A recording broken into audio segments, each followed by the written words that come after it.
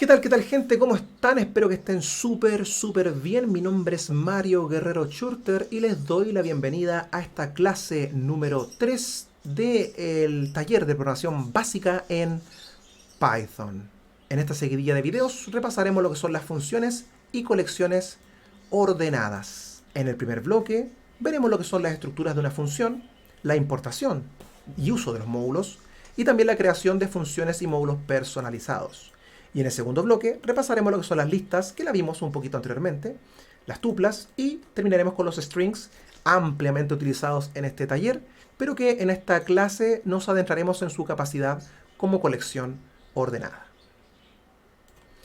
Entonces abrimos nuestro idle, le damos clic en la barra de inicio o en el buscador, ¿cierto? Y una vez en él podemos empezar a codear. Antes de entrar a codear estas funciones, hay que dejar muy en claro de que las funciones son una herramienta ampliamente utilizada en el mundo de la programación, muy importantes por su gran capacidad de reutilización de código. ¿Qué significa esto? Significa que cuando estamos nosotros programando, va a tocarnos situaciones en las cuales tengamos que consultar un dato o sacar cálculos de una gran cantidad de información y que esto sea reiterativo, ¿cierto? Que necesitemos hacerlo varias veces. Entonces, se aconseja en programación cuando uno tiene que hacer copy-paste o copiar y pegar, ¿cierto? Un código varias veces en nuestro programa, deberíamos quizá de transformar ese trozo de código en una función. Entonces, ¿cuál es la sintaxis de una función? Una función parte por un nombre, por ejemplo, caminar, y continúa con el doble paréntesis redondo. Cuando nosotros le entregamos esto a Python inmediatamente ve esta sintaxis y dice, me están entregando una función. ¿Por qué? Porque hay un nombre seguida de un doble paréntesis redondo. Python lo que hace es consultar líneas más arriba del código para ver si es que el usuario lo ha declarado anteriormente o también, si no lo pilla ahí, tratará de buscarlo en sus funciones ya declaradas nativas. En este caso, caminar no lo he declarado yo, ni tampoco está declarado en Python de manera nativa. Por lo tanto, si aprieto Enter, me va a tirar un error. Nosotros conocemos bastantes funciones nativas de Python que hemos utilizado durante este taller. Si recordamos un poco, una de las primeras que conocimos fue type, ¿cierto? Type, justamente nosotros le entregamos un dato y nos devuelve el nombre del tipo de ese dato. Si se dan cuenta, en la sintaxis type tiene un nombre seguido de un doble paréntesis.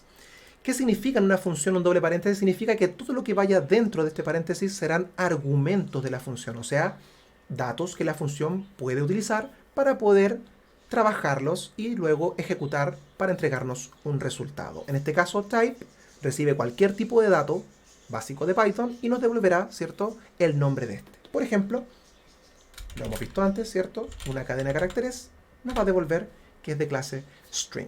También conocimos otro tipo de funciones que eran nativas al lenguaje, por ejemplo, las de conversión, ¿cierto? INT, lo que nosotros recibamos como argumento en INT, ¿cierto? Lo que le demos como argumento, va a tratar de transformarlo en un entero. Es importante recordar que va a tratar de hacerlo. ¿Por qué? Porque si le doy un 22 como string y apretamos Enter, me devuelve un 22 en entero. Pero si yo le pongo como argumento a INT un string de una palabra, por ejemplo, al apretar Enter va a lanzar un error ya que no encuentra la manera de ASD volverlo en base 10, o sea, transformarlo en un número entero. Además de estas funciones también hemos conocido print, ¿cierto? Print es una función nativa del lenguaje, la cual recibe una cadena de caracteres, ¿cierto? Y la imprime por consola. Entonces, en estas funciones, ¿cierto?, hemos recordado un poco lo que son las nativas que hemos trabajado hasta ahora. Pero también hay que conocer un poco lo que son la importación de los módulos. Cuando hablamos de módulo, debemos entender que es una lista o es un conjunto de funciones las cuales podemos utilizar para poder trabajar en nuestro código. Por ejemplo, Python trae funciones ya precargadas en el lenguaje común, pero hay una gran cantidad de funciones que son más específicas, especializadas dependiendo del tipo de trabajo que queramos hacer. Por ejemplo, si queremos abrir o cerrar archivos, si queremos enviar o editar imágenes, si queremos hacer cálculos matemáticos complejos.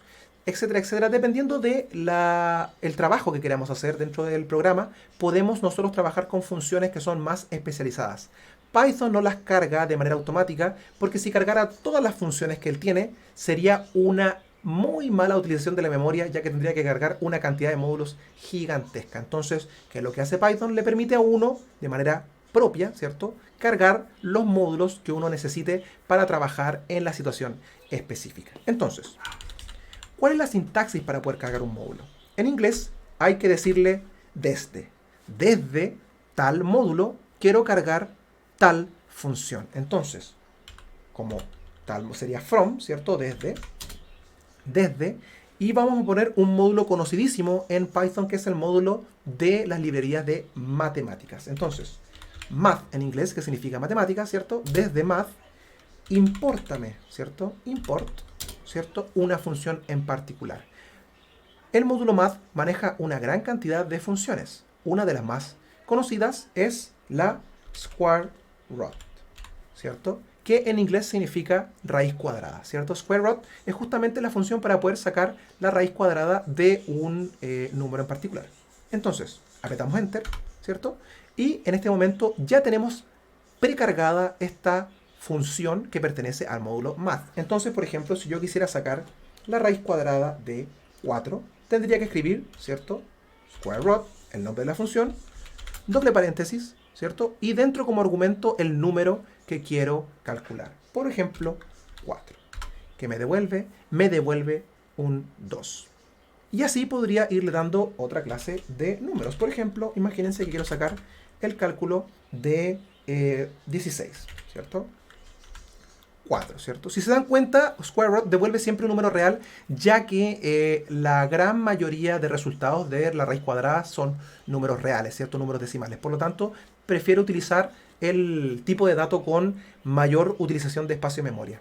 Entonces, si nosotros sacamos un square root de un número que no tiene un dato, ¿cierto?, conocido, por ejemplo, la raíz cuadrada de 8, nos va a dar el resultado con su, ¿cierto?, parte decimal. Ahora, el módulo math tiene una gran cantidad de funciones que nos sirve para poder sacar estos cálculos. Por ejemplo, también tiene funciones como factorial.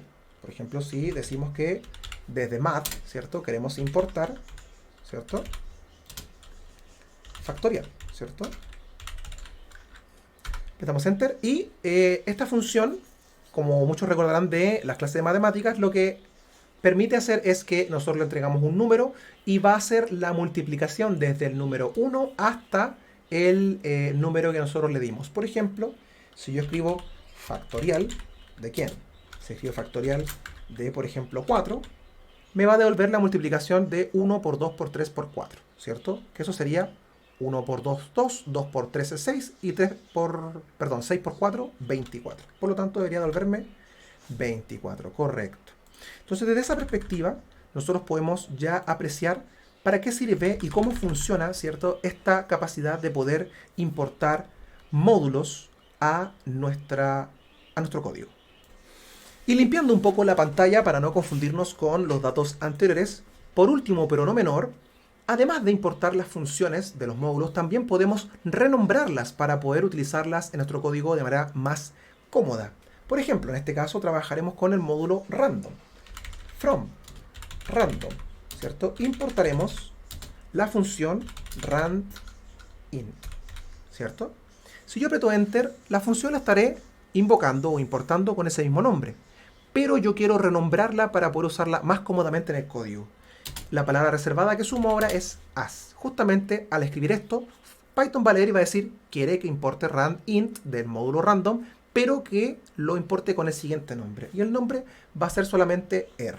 Puede ser rand, puede ser random, puede ser azar en castellano, ¿cierto?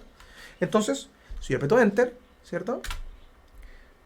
Ahora, en este momento, he importado la función randint, pero con el nombre azar. Entonces, si yo escribo azar, abro paréntesis y cierro paréntesis, esta función me recibe dos números enteros que dan a conocer el rango en el cual el número que me va a entregar el azar va a recorrer. Por ejemplo, en este caso pondré del 1 al 10. Entonces, si nosotros lo corremos así, apretamos Enter, nos lanzó el 7. Si volvemos a correrlo, nos dará 9.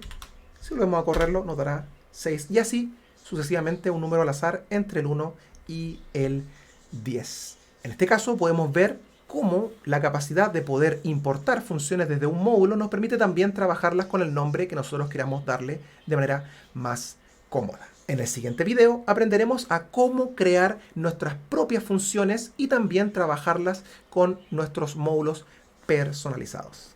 Nos vemos.